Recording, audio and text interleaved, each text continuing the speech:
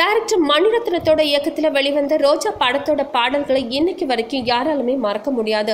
அந்த காலகட்டத்தில் ரொம்பவே வித்தியாசமான ட்ரெண்ட்ல இருந்த இசைப்புயல் ஏஆர் ரகுமானோட இசையில வெளிவந்த பாடல்கள் இன்னைக்கு வரைக்கும் பேசப்பட்டு வருது அப்படின்னு தான் சொல்லணும்.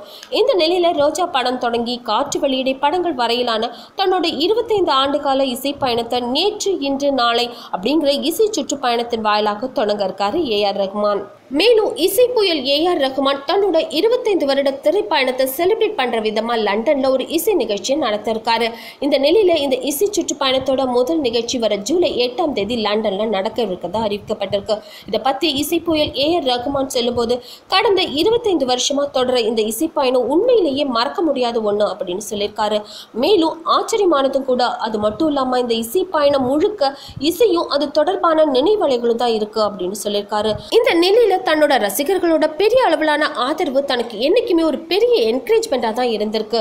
இந்த இசை பயணத்தை கொண்டாடும் விதமான லண்டன் நிகழ்ச்சியை நான் ரொம்பவே எதிர்பார்த்து காத்திருப்பதாக ஏஆர் ரகுமான் சொல்லியிருக்காரு.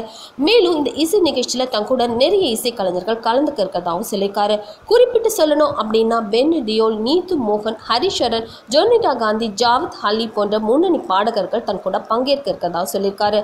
மேலும் ஏஆர் ரகுமானோட இந்த இசை பயணம் ரசிகர்களுக்கு டிலைட்ஃபுல்லான ஒரு ட்ரீட்டா அமையும் அப்படிங்கிறதுல கொஞ்சம் கூட சந்தேகமே இல்லை. இந்த வீடியோ உங்களுக்கு பிடிச்சிருந்தா லைக் அண்ட் ஷேர் பண்ணுங்க. மறக்காம கமெண்ட்ஸ் சொல்லிட்டு ஞாபகமா அப்படியே அந்த சப்ஸ்கிரைப் பட்டனையும் அமுத்திடுங்க.